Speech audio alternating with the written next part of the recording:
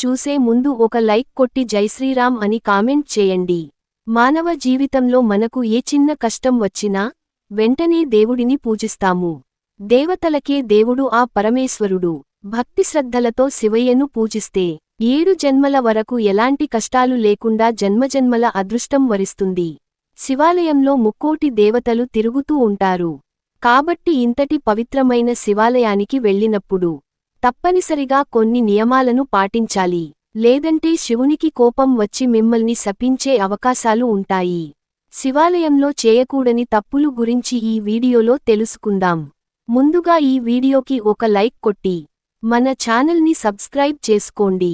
Like కొట్టడం మాత్రం అసలు మర్చిపోకండి. శివాలయానికి వెళ్ళగానే ముందుగా కాళ్ళు చేతులు శుభ్రం చేసుకుని తల పైన కూడా కొన్ని నీళ్లు చిలకరించుకొని దేవాలయంలోకి అడుగు పెట్టాలి. శివాలయంలోకి అడుగుపెట్టగానే మొట్టమొదటగా ధ్వజస్తంభాన్ని దర్శనం చేసుకోవాలి. శివాలయంలో మనం ధ్వజస్తంభం దగ్గర ఒక చిన్న దీపం వెలిగించి ధ్వజస్తంభానికి 3 ప్రదక్షిణాలు చేస్తే శివపార్వతుల ఆశీర్వాదం సంపూర్ణంగా లభిస్తుంది. ఏ దేవాలయానికి వెళ్ళిన సరే మనం తప్పనిసరిగా కొబ్బరికాయను కొడతాము. అయితే కొన్ని శాస్త్రాల ప్రకారం శివాలయంలో కొబ్బరికాయలు కొట్టకూడదని అంటారు. ఒకవేళ కొబ్బరికాయని కొట్టినా సరే ఆ కొబ్బరి చిప్పను మన ఇంటికి తెచ్చుకోకూడదు. శివాలయంలో కొబ్బరికాయ కొట్టిన తర్వాత ఆ కొబ్బరి చిప్పను మన ఇంటికి తెచ్చుకోవాలంటే శివాలయంలో ఉన్న చండీశ్వరుని దగ్గర ఆ కొబ్బరి చెప్పను చూపించి ఆ తర్వాత మన ఇంటికి తెచ్చుకోవాలి. చూపించకపోతే ఆ కొబ్బరి చిప్పను మన ఇంటికి తెచ్చుకోకూడదు. అయితే శివాలయానికి వెళ్ళినప్పుడు పొరపాటున కూడా గర్భగుడి చుట్టూ ప్రదక్షిణలు చేయకూడదు. అయితే శివాలయానికి వెళ్ళినవారు తప్పనిసరిగా చండీ ప్రదక్షిణాలు చేయాలి. చండీ ప్రదక్షిణలు అంటే శివాలయంలో ఉత్తర ముఖంగా శనీశ్వరుని విగ్రహం ఉంటుంది. ఈ చండీ విగ్రహానికి మాత్రమే ప్రదక్షిణలు చేయాలి. శివాలయంలోకి అడుగుపెట్టగానే ముందుగా నందిని దర్శించుకోవాలి. శివుని వాహనం నంది కాబట్టి నందిచెవిలో మీ కోరికలను చెప్పుకుంటే మీ కోరికలన్నీ తప్పనిసరిగా నెరవేరుతాయి. శివుడు ఎల్లప్పుడూ తపస్సులోనే ఉంటాడు.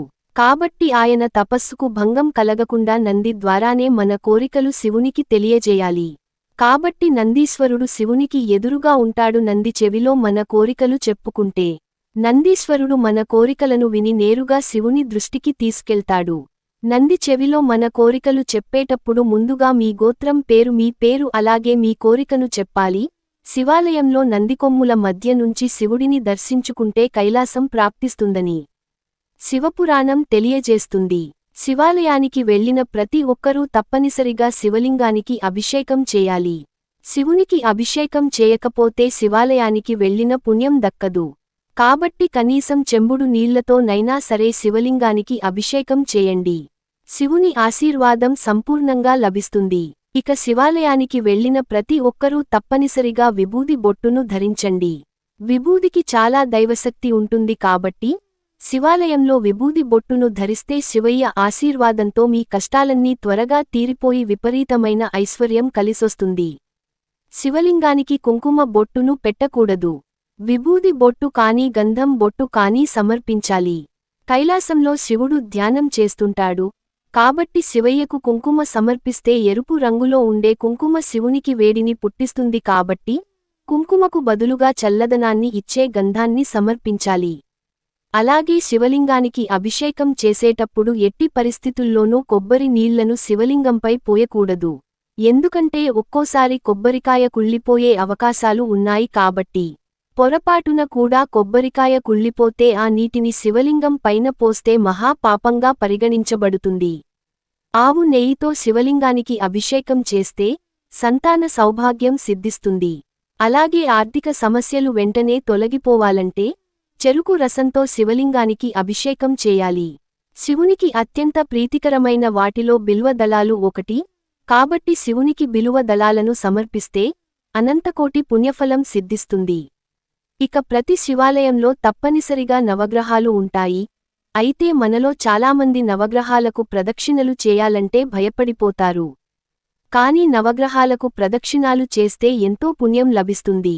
జాతక దోషాలన్నీ తొలగిపోయి విపరీతమైన అదృష్టం కలిసి వస్తుంది. కాబట్టి శివాలయానికి వెళ్ళినవారు తప్పనిసరిగా నవగ్రహాలు 9 ప్రదక్షిణాలు చేయండి. అలాగే ఏలినాటి శని దోషాలతో ఇబ్బంది పడేవారు శనిదేవునికి తైలాభిషేకం చేస్తే జన్మజన్మల దరిద్రాలన్నీ తొలగిపోయి జన్మజన్మల అదృష్టం కలుగుతుంది. శివాలయం నుండి బయటకు వచ్చేటప్పుడు చివరగా దేవాలయం గోపురాన్ని చూసి మీ మనసులో ఏదైనా కోరుకుంటే కోరిన కోర్కెలన్నీ తప్పనిసరిగా నెరవేరుతాయి.